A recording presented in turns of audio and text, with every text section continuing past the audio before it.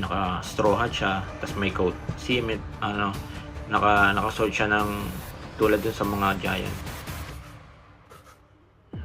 Tapos sabi ni Joy Boy, "Remember Emmett, only when time is right." Tapos sabi ni Emmett, "When the time is right," sabi niya gano'n. And then si Joy Boy, "I will compress up my most powerful." Oh, galing pala kay Joy Boy ngayon yung ano, yung most powerful haki niya. Tapos isisil sa katawan ni Emmett.